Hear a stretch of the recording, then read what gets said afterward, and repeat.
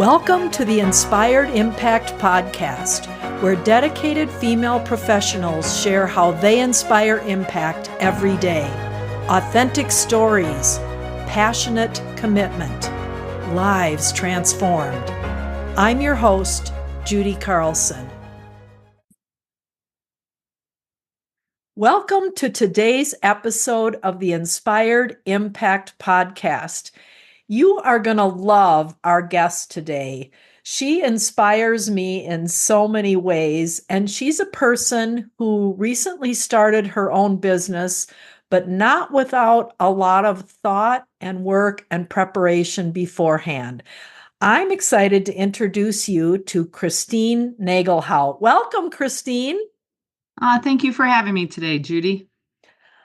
All right, so before we can dive into your most recent business where you're a solopreneur, we got to start at the beginning. So why don't you start by telling us a little bit about your journey, where you started, what inspired you to pursue the path you're on now? And I know you're already making a huge impact in your field, but I'd love our listeners to hear about that from you. That sounds great. I will start at the beginning of my journey. About 33 years ago, I pursued a career as a certified athletic trainer. I start my story with that because it has really impacted where I'm at today. But I have, in the traditional sense, worked in that field for about 32 years now. Most of that career was spent in outpatient physical therapy, where I was part of clinical staff and helping older adults and younger adults and everyone in between get return to life, return to play, and work in the rehabilitation center to really allow their goals to be met. But having said that, my new journey started around 2018. My father was living alone at the time. We had lost my mom about 4 years prior to that. And he was very hesitant to make any big changes, wanted to stay at home, but unfortunately started having some health changes. He had a couple falls in the home, and we were concerned about him being alone. And I think that really finally impacted him to make a decision to move forward, looking at independent living options in the Chicago suburban area. And luckily, we were connected with a woman in that area, and she was a certified senior advisor, which at the time I had never had any exposure to. But what she did is take my dad and interview him. And she also interviewed the family. I'm one of 5 kids, so there was a lot of opinions on what my dad needed. But took all that information and streamlined the process for my father. Found an independent living community. He moved in, said it was the best decision he had ever made after being there about 6 months. And why didn't I do this earlier? But really just took us from start to finish with great follow-up and good communication, and found appropriate independent living for my father. And it just impacted me at that time. I was in a place in my career where I was open to maybe other ideas, thinking, boy, physical therapy is in its name very physical and can take a toll on people providing those services at some point. And knowing that I'd probably make a change at some point. But that being said, I reached out to Julianne after the process and just started picking her brain about, what she does. And her background was in nursing, and she was looking for a change. So that caretaking nature was something that I very much so resonated with. And she encouraged me, if I was truly serious about looking at getting into the senior placement world, to look into getting my accreditation in certified senior advisor accreditation. And I did. I actually pursued that in 2019. I took a virtual class. It was self-paced. I was still working full-time at the physical therapy clinic that I was employed at, and decided this was a step I was going to take toward changing my career. I took my certification exam in February of 2020, and luckily passed that with a lot of hard work and got my CSA designation. And then in March, the world kind of stopped in 2020, as we all have felt the impact of. So that year, looking back, actually had a bit of some blessings in the middle of it where my clinic closed down that I was full time at, and I was able to really concentrate on building my business. All those starter things that come around when you are opening a business, getting a website put together and business cards and a logo, and just started calling and talking to community folks and other people who were serving the senior demographic. And luckily, I was able to get a lot of that in place. That year. And then following, I started placing actually in 2021 and continued working at my clinic just up until last December of 2023, where I fully retired and went full time here in 2024 as a certified senior advisor in the Denver metro area. Ooh, wow. You are prepared, woman. So, how did you come up with your name of your company? I came up with the name by looking, well, I thought on it a lot, but you know, everyone goes through life's transitions. And I was looking to transition from a work and a job that I have had for a very long time. I was 17 years at this last clinic, but I had been an athletic trainer for so long. And I'm like, I'm looking for a transition. And then I started thinking, my dad's going to transition from home into a community style living. And I'm like, everyone's transitioning. So that word just stuck with me. And I decided on transition senior care, knowing that life is full of transitions, and this is just one more in a long line of them as we go through our lives. So, when someone approaches you or calls you or reaches out, is it the senior that is going to do the transition? Is it their children, or who mostly reaches out to you, Christine? You know, it varies over the last 3 years of placement that I've actively been working. I'd say a majority is probably adult children. Having said that, this year I've had a lot of the older adults themselves reaching out.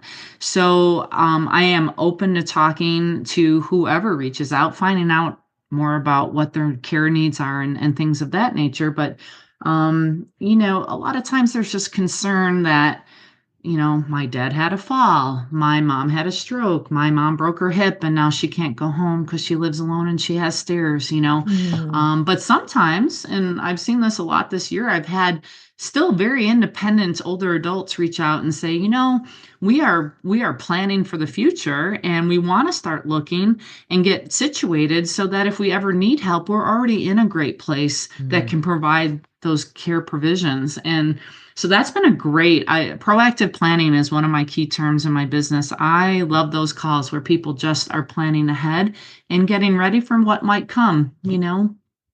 That's a great theme that describes how you got ready for your transition senior care business. Proactive planning over 4 years, Christine. Yes, That's just yes. amazing. So, if someone does reach out to you, tell us a little bit about what the process looks like from that point forward for you. Sure, sure, absolutely. What I do is I start either with a phone call scheduled. We do Zoom calls, or I meet them in person. I really give that option to the client or the adult child, whoever I'm speaking with, to gather information. And that first call is really important in that. Not only are they giving me the facts of what's going on, but I'm also asking them, tell me your story. Tell me what's happened that you made this phone call today. Because generally there's either a trauma event health-wise, or there's a thought process that's changing, or there's a loss of a spouse. And those are very common themes that I see. The first call and meeting is usually at least 45 minutes, sometimes over an hour, depending on how much they want to share and how the conversation goes. But just asking these pertinent questions. But after that gathering of information, Within which I actually talk about within the state of Colorado, placement specialists have uh, a disclosure that they need to share with their clientele, and it is a state regulation. My disclosures for my business are one, that we don't charge any kind of fee for service. It is a situation where I am an independent contractor with communities throughout the Denver metro area. So after a person moves into a community and is there for a length of time, I am reimbursed a percentage of first month's cost as an independent contractor by the community. So I do not charge any kind of fee to my clients, which I find is very well received and pretty low risk as far as gathering information and getting this information without that financial commitment. The other disclosure is that I don't work for any one community in the Denver metro area. And it's very important to know that because, there's a lot of, can be a lot of questions around, well, you're trying to make everyone move into the same community to receive whatever, your agreed terms are. And that's not the case. I work all the way up to Broomfield, down to the Castle Rock Monument area. And I want to gather that information geographically as well as the health concerns and financial concerns for folks that fits their needs. So I really do my due diligence when I'm working with my clients, allowing them to know what those disclosures are, and then moving forward, taking that information and really putting together a plan of communities that check the most boxes for these folks. Looking at, like I mentioned, their healthcare concerns, their financial concerns, and their geographic concerns. Those are the three big items that go into making that information sheet for my clients. I do give that to them next step. After we've talked, it usually takes a day or two to get some information together on communities, what their current availability are, what their pricing is, the amenities that they offer, and I put it together on what I call a community fact sheet. One note that I like people to know is that I do not share any personal information with communities until I get permission from my family. So as far as the calls after a tour where the communities are checking in, they're not going to get those. I'm going to get those emails and calls, and I field that from my family until they make a decision that they want to share their personal information. So, and I'm very protective of that. After we get that information, we do a follow-up call. We break down the information. They ask questions. I get answers if we don't have them up front, get feedback, and then we schedule touring. We go through the touring process really until the family feels like they have found a good match and are ready to move forward. At that time, I work with the community to get resources for the family if they need a moving company or if they need help downsizing and packing, things of that nature to really prepare for the move. And then I do a follow-up within my business. After they move forward, I do a 1 week, a 1 month, and a 3 month. And I say that that's how my model works, but sometimes I follow up every week with certain people or, more frequently. And I have some that still reach out to me a year later and just to check in and let me know how things are going. And so that relational part of what I do is really important to me. And it's how I built my business. Wow. You mentioned the word community regularly. Tell us what the scope of all those communities might be for a family. Right. Well, there are different options for communities. It's a broad term when we're looking at, a very specific level of care for folks. But across the board, there are independent living communities, there are assisted living communities, and there are memory care communities. And then there are skilled nursing communities. Under each umbrella of each of those divisions, there are different options for independent living. Sometimes it's along with other levels of care in the same building. So you can have independent building coupled with assisted living and memory care, or you can have a freestanding independent living community where everyone's there is on that same level.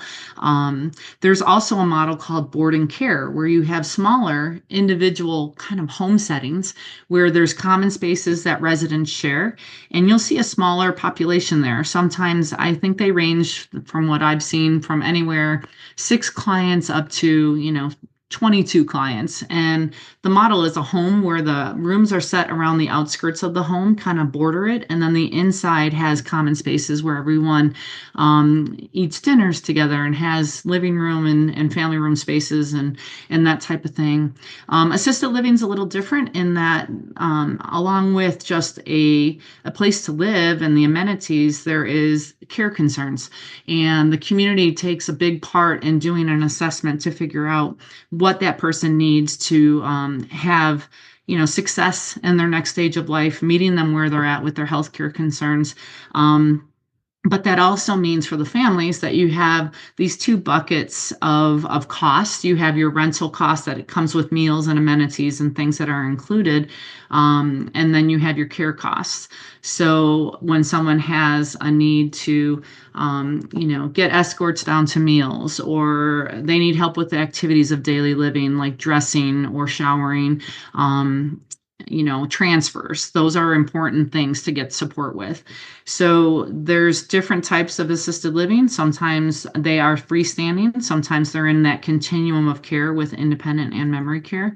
But that's kind of how that structure works. And then memory care, the same thing. It could be one of three levels of care within the continuum, or it can be a freestanding building. There are board and care, smaller communities that host memory care residents. And it's really dependent upon what the client wants, what the family needs, the kind of support they're looking for. Are they looking for a more intimate type of living environment, or would they prefer more population? So there's a chance of people, connecting with more residents. So skilled nursing is its own entity that is for a person who needs a lot more care, in that maybe with transfers, it's two-person assist to move this person, or they need a Hoyer lift, or they have health concerns that cannot be supported within the standard um, uh, communities, if you will, from assisted living. There are times with that, and each of these levels comes with their own costs. So financial concerns are a big consideration for families also. So when you're doing your initial assessment, you're discerning at that time what type of services they might need, what communities perhaps might work best for the family. Um, that's a lot to figure out, it seems to me. I'm kind of naive on it, but um, how do you know, like an independent living, there is several of them, but then they continue to age and maybe they need to move to assisted living or a continuum of care facility, or that's so much to negotiate, Christine. Yeah. You really I gotta. mean, yeah, it truly is. And, I think that's where the relational part of really understanding what the family's desires are. Mm, And everyone has their own thoughts on what's best, right? The senior has their own thoughts and ideas if they have that discernment, but also their adult children. Sometimes things are really important to them and maybe not so much for their, parent or aunt or uncle or grandparent that they're mm, placing. But one thing that really does help me with that kind of navigating of appropriate communities is to bring in help from the community themselves, and talking to the people that we're working with when we're touring, getting their feedback on, just knowing this issue, or, knowing what they've said during the touring process itself helps me to kind of, oh, they really didn't like this giant continuum of care building, or maybe we've talked a lot about it and they don't want mom to have to move. There are mm. some continuum of care communities where they can go in as independent and they get to stay in their own apartments. And there's a certain model of communities that have that licensing. There are some where you physically have to move to another part of the building or another floor where care is provided. So, just talking through and kind of mentioning different options and getting feedback from everyone who's involved in making that decision has been key to more successful placements. And I'm imagining that, as it was for me when my dad had passed away and my mom was living alone, all of a sudden when she falls out of her wheelchair in the middle of the night and gashes her leg and her dinner is still in the oven, I'm faced with something I didn't know what to do, period. I didn't know what I didn't know. And navigating that path for the first time when there's been an incident like that, that's hard.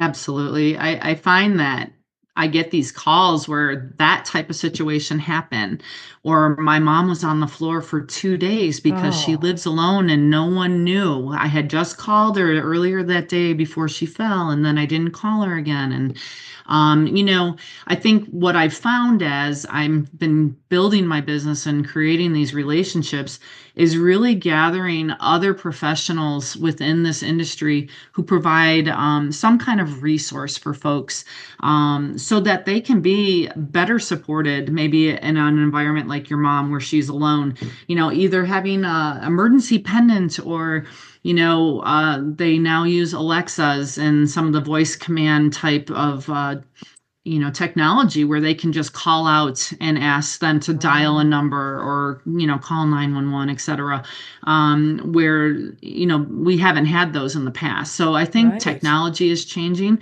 but the resources and the people that I've met have created this really lovely model for me as far as being able to support my families, even if they're not quite ready for a community, but saying, hey, your mom's alone, these are some considerations. This might make her more secure, or at least have access to you if she falls and gashes her leg and lands on the floor. She's able to reach out to somebody. So it is a challenge, and I tell people all the time, you don't know what you don't know, and sometimes you're faced with these huge health issues and you're not sure what direction to turn. So being able to be a resource for my families is part of how I've built my business for sure. It's interesting in my business as I look at the aging population. I think the oldest baby boomers right now are like 79-ish, and they keep marching down the road quickly after that. Um, and I don't know that as a community, as a population, that we've really hit the wall yet, because when the baby boomers are in their mid to late 80s, how are we going to manage all of this when there's so many more coming down the road every single year after the oldest ones are aging and passing away? It's a huge swell.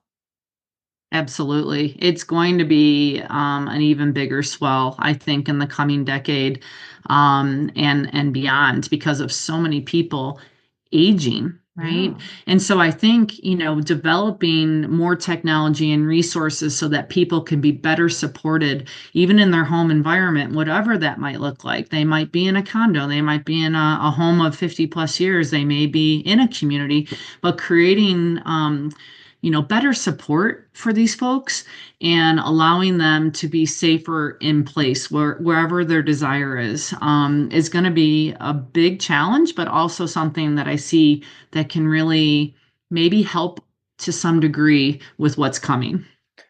absolutely. I just see so many, like, I don't know if you call them preventative measures, but you mentioned, the emergency pendant.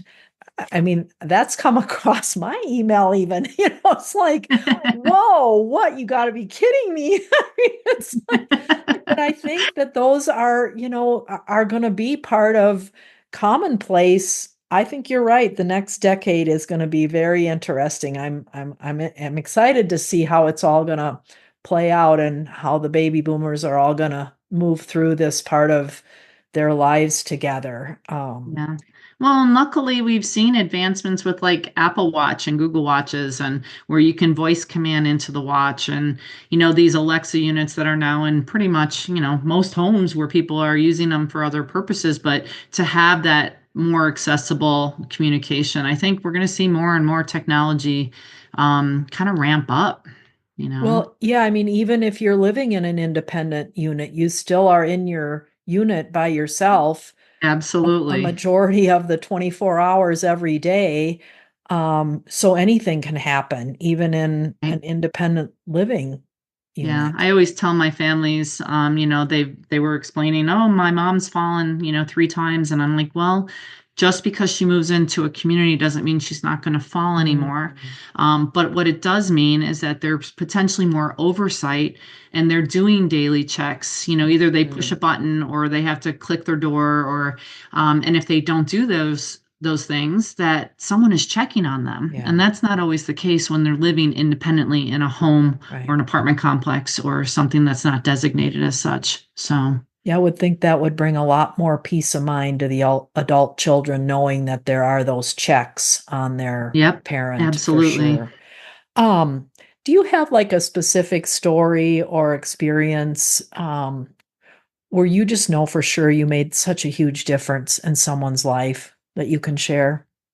Um, I sure do. I was thinking through all the placements I've done in the last 3 years, and still one stands out as a pretty life changing incident. It was actually 2 men that I got connected with through a social worker. They happen to be foster brothers. Interesting story. The older foster brother, his family adopted the younger foster brother when he was 6 years old, and the older brother was 9, and they grew up together in their home and then went on their way with their own lives, and one was military and one became a journalist. Has some fantastic stories of his experience as a journalist. And anyway, I met these 2 men, and interestingly enough, in the condo that they actually owned for about 10 years, it was not well kept. It was almost on the verge of some hoarding, where you're walking around stacks of things to get from one place to the other. They were sharing this 1 bedroom apartment in their adult years as they went into their retirement. One of the gentlemen was on Meals on Wheels, getting, food provided because of the difficulty with cooking and that type of thing. And I met with them and the social worker, and that she's like, they really need to move from here. The building itself is falling apart. It was not well managed. There's a lot of issues structurally, and so we were able to get these gentlemen into a community that offered the assisted living level of care. One of them needed it more than the other, and it worked out where the community worked with me and allowed these 2 brothers to move into a smaller unit together. It was actually about the same size as their current living environment, but it was not full of all their stuff, right? So they went through their downsizing, and we were able to measure out furniture and place things so that it was strategic for them to live a little bit easier. Meals were provided for both of these folks, and they had care if they needed it. And it actually ended up being this really awesome placement. It was one of the hardest placements I've done to this day. And Judy, the funny thing is, it was my first placement as a Oh, certified senior Christine. advisor. I Gosh. mean, to a point where on move day, I was over there still helping them pack, and I moved the clients and their cat in my car with them to the new Oh my community because they gosh. needed help, right? They And did. so, yeah, it was a really challenging placement, but I learned a lot from that, and I really felt good as they moved into this clean, well-structured environment with more provisions for them to just thrive and have some socialization with other people that are in their demographic, as well as just having hot meals provided for them. Mm. And it really, I think it was life-changing for them. And it certainly was, in my scope of business over the last 4 years, it still impacts me when I think about, how challenging it was from the beginning to the end of that move.